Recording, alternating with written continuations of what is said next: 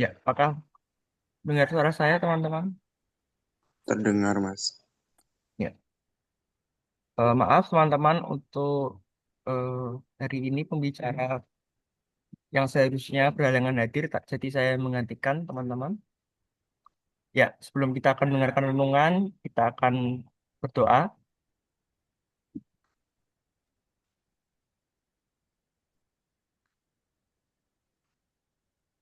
Ya, Ya, suara saya suara saya terdengar. terdengar, teman-teman? Terdengar, Mas. Oke. Oke.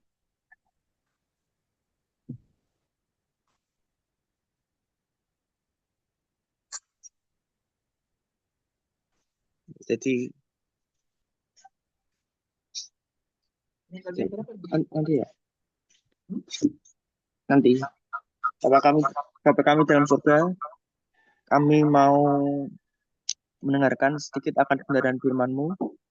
Roh Kudus, kiranya Engkau yang menolong kami supaya kami dapat memahami apa yang menjadi firman-Mu.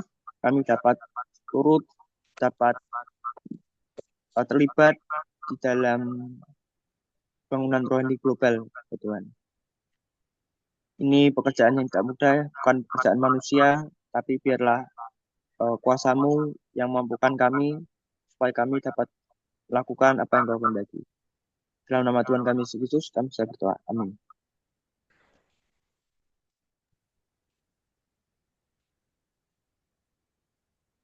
Suara saya masih terdengar, teman-teman? Terdengar, Mas. Ya. Jadi tema saya pada pagi hari ini adalah Pray for Revival, doa untuk kebangunan rohani, teman-teman. Ya, teman-teman tadi sudah eh, mendoakan, ya kan, eh, berseru dalam doa tentang bangunan rohani, baik di tingkat nasional maupun global. Nah, mengapa ini penting, teman-teman? Karena kalau kita melihat di bangsa kita, di bangsa kita tercinta, bangsa kita Indonesia, kita bisa melihat bahwa eh, kemerosotan moral itu sedang terjadi, teman-teman. Kemerosotan moral sedang terjadi. Kalau kita melihat ada korupsi kayak gitu ya. Bayangkan gaji DPR naik jadi 100 juta rupiah, teman-teman ya. Eh, di saat ada banyak masyarakat yang kelaparan, nggak bisa sekolah. Kemudian ada juga yang nggak bisa kuliah juga, guru honorer seperti itu yang gajinya sangat sedikit. Kemudian ada juga eh, pemerkosaan, pencurian, ya korupsi dan kejahatan itu semakin merajalela dari waktu ke waktu. Nah, lalu lah apa bagaimana solusi kita? Apa peran kita, teman-teman? Apakah kita hanya diam seperti itu, tidak ngapa-ngapain? Nah, kita perlu adanya terobosan bagi bangsa kita ini. Mungkin kita tidak berada di dalam pemerintahan negara kita, tidak berada menjadi pejabat, tapi kita bisa melakukan sesuatu, teman-teman, yaitu dengan berdoa, teman-teman. Nah, di 2 Tawarik 7 ayat 14 berkata, jika umatku yang atasnya namaku tersebut merendahkan diri, berdoa, mencari wajahku lalu berbalik dari jalan-jalannya yang jahat, maka aku mendengar dari surga dan mengampuni dosa mereka serta memulihkan negeri mereka, teman-teman. Nah, jadi eh, supaya kebangunan rohani terjadi di tingkat nasional maupun global, kita harus merendahkan diri kita dalam berdoa, teman-teman. Karena kebangunan rohani bukan pekerjaan kita, ya kan? Tapi itu adalah eh, karya Tuhan. Tapi kita sebagai umatnya memiliki tanggung jawab untuk bisa berseru, menaikkan doa-doa kita kepada Tuhan, teman-teman ya. Nah, jadi kebangunan rohani itu adalah dimulai dari doa. Kalau kita tidak berdoa, maka kebangunan rohani tidak akan terjadi. Jadi walaupun kita eh, pelayanan, ya kita kadang lupa tentang hal ini, teman. Kita sibuk pelayanan, sibuk mengurus jemaat, sibuk dengan agenda pribadi kita, tapi kita lupa hal yang sangat penting yaitu kebangunan rohani di gereja kita, sekolah kita, komunitas kita, bangsa kita, bahkan dunia. Dan disitulah cara kita untuk berdampak, dampak bagi dunia. Nah, jadi kebangunan rohani dimulai dari doa. Andre Murray, seorang teolog dan penulis buku With Christ in the School of Prayer, berkata bahwa setiap kebangunan rohani yang sejati dalam sejarah adalah hasil dari doa yang tekun.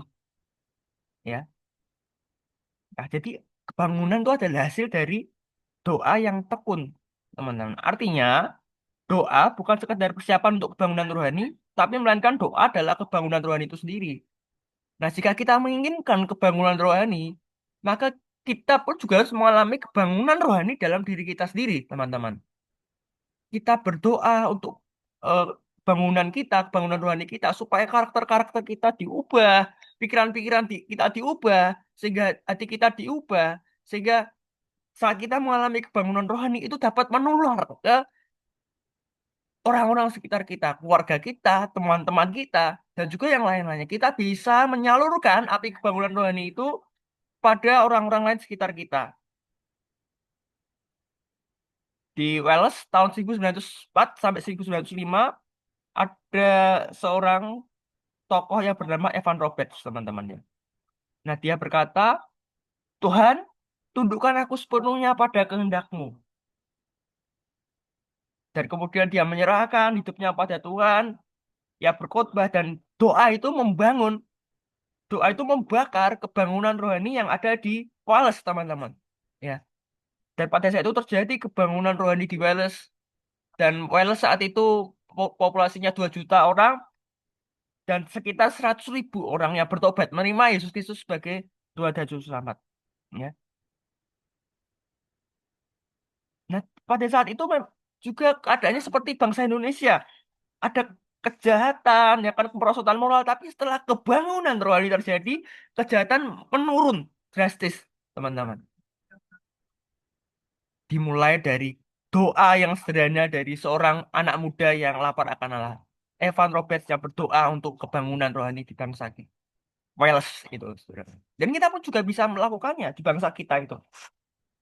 Yaitu kita dengan berdoa, Tuhan, aku ingin kebangunan rohani terjadi pada bangsa Indonesia. Aku ingin kebangunan rohani terjadi pada kota Semarang. Nah, apakah kita mendoakan kebangunan rohani setiap hari, teman-teman?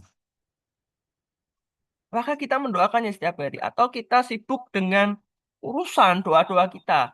Doa-doa kita yang tidak sesuai dengan kehendak Allah. Kita sibuk memikirkan kepentingan kita sendiri. Nah, berarti kan, teman-teman, Alkitab berkata bahwa kesejahteraan bangsa kita itu juga adalah kesejahteraan kita juga. Maka kita harus berdoa untuk kegerakan rohani, kebangunan rohani di bangsa kita. Dan saya pun juga melakukannya, teman-teman. Saya melakukannya.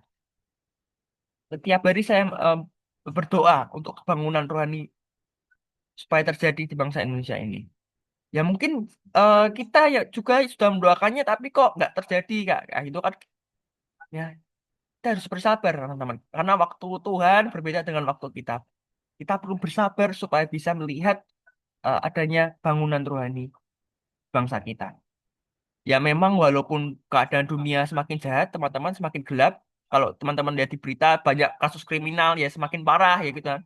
Pemerkosaan, korupsi miliaran, triliunan, kejahatan pembunuhan itu semakin meningkat, semakin parah. Tapi di satu sisi, teman-teman, kebangunan rohani itu mulai terjadi di berbagai belahan dunia, teman-teman. Kalau teman-teman dia melihat berita, ada banyak orang yang menerima Kristus, ada banyak orang yang dibaptis, dan ini sedang permulaannya. Nah, karena itu kita harus sama-sama berdoa. Dan juga ada juga kesaksian juga teman-teman dari seorang tokoh juga namanya John Hyde. John Hyde adalah penginjil di India, ya. Nah, dia punya kekurangan dia nggak bisa berbicara dengan baik, teman-teman. Jadi sulit untuk baginya memberitakan Injil. Lalu apa yang dia lakukan? Ya berdoa, teman-teman ya. Berdoa untuk kebangunan rohani di India, teman-teman. 1 hari nggak terjadi, 2 hari. 3 hari gak jadi, seminggu gak jadi. Akhirnya saat dia berdoa berbulan-bulan, berjam-jam, menghabiskan waktunya berjam-jam. Nah, akhirnya sesuatu terjadi, teman. Terjadi kebangunan rohani di India. Negeri yang sulit, teman-teman. Menolak Injil, bahkan menyiksa para pemisionaris. Itu akhirnya terjadi pergerakan rohani di India. Sehingga ada banyak orang yang menerima Kristus di India, teman-teman. Jadi, John Knight, makanya John Knight dikenal the man of prayer, manusia yang berdoa. Nah, kita pun juga melakukannya. Saya terinspirasi dengan John Knight itu. Berdoa setiap hari untuk kebangunan rohani. Nah, nah, kita pun juga harus mendoakannya setiap hari. Karena itu teman-teman, ya kan, saya dorong di sini, mari, yuk, kalau kita mau lihat kebangunan rohani di bangsa kita, di dunia kita, kita mau lihat keluarga kita, percaya Yesus Kristus sebagai Tuhan Juru Selamat, kita harus mendoakan mereka. Berdoa supaya mereka menerima Yesus Kristus sebagai Tuhan dan Juru Selamat. Berdoa supaya ada eh, kebangkitan rohani terjadi di bangsa Indonesia kita.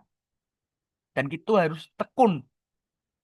Kita harus tekun untuk bisa melakukannya.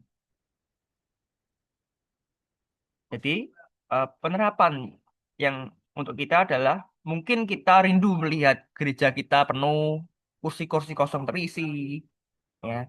Kita melihat bangsa kita yang bertobat, tapi kadang kita hanya merindukan saja, tidak melakukan aksi yang nyata.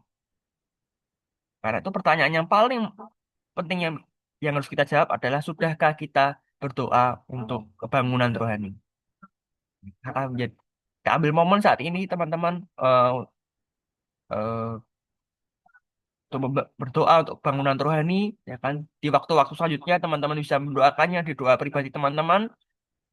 Berdoa, Tuhan, aku ingin kebangunan rohani terjadi bagi bangsa Indonesia ini, bagi kotaku, bagi daerahku, bagi sekolahku, bagi keluargaku, bagi diriku sendiri. Dan saat teman-teman berdoa, maka Tuhan akan bekerja dan kebangunan rohani itu akan terjadi. Jadi kebangunan rohani bukan dimulai dari stadion, melainkan di kamar doa teman-teman masing-masing.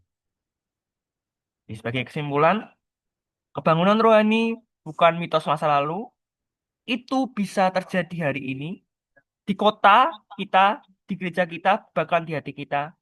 Dan mulailah dengan doa sederhana, Tuhan, mulailah kebangunan itu dari diriku. Ya, mari kita berdoa. Syukur atas kesempatan yang telah Engkau berikan kepada kami. Kami telah mendoakan pokok-pokok doa untuk misi, untuk bangunan rohani ya Tuhan. Tuhan, pakailah kami sebagai alat-Mu Tuhan, supaya eh, bangunan rohani dapat terjadi di bangsa kami, di kota kami, dan gereja kami, dan dimanapun kami berada. Kami rindu ya Tuhan melihat ada banyak orang yang bisa menerima Engkau sebagai Tuhan dan Juru Selamat, bertobat dari dosa-dosa dan kesalahan mereka, sehingga eh, bangsa kami dapat diubah. Kami rindu ya Tuhan, bangsa kami dapat diubahkan, eh, pulih karena kemerosotan moral semakin terjadi ya Tuhan, kejahatan semakin parah, nah, korupsi, jabat yang semena-mena, pemerkosaan, pembunuhan, penipuan, judi online dan juga hal yang lainnya. Kami rindu untuk dapat melihat bangsa kami dipulihkan, karena itu kami berdoa untuk kebangunan rohani bagi bangsa ini. Kiranya Engkau yang melawat bangsa kami tercinta ya Tuhan, supaya bangsa kami dipulihkan. Dan tolong kami supaya kami dapat konsisten dalam berdoa untuk bangunan rohani, dan kami pun juga bisa mengajak teman-teman kami yang lain juga untuk bisa berdoa untuk kegerakan rohani, supaya hidup kami pun jadi berdampak di lingkungan kami masing-masing. Terima kasih ya Tuhan. Hamba-Mu selesai berbicara, Roh Kudus kiranya kami meteraikan sehingga firman menjadi nyata dalam hidup kami. Dalam nama Tuhan Yesus Kristus kami bisa berdoa. Amin. Aku serahin ke Matthew. Amin. Terima kasih Mas Noel untuk firman Tuhan yang begitu memberkati.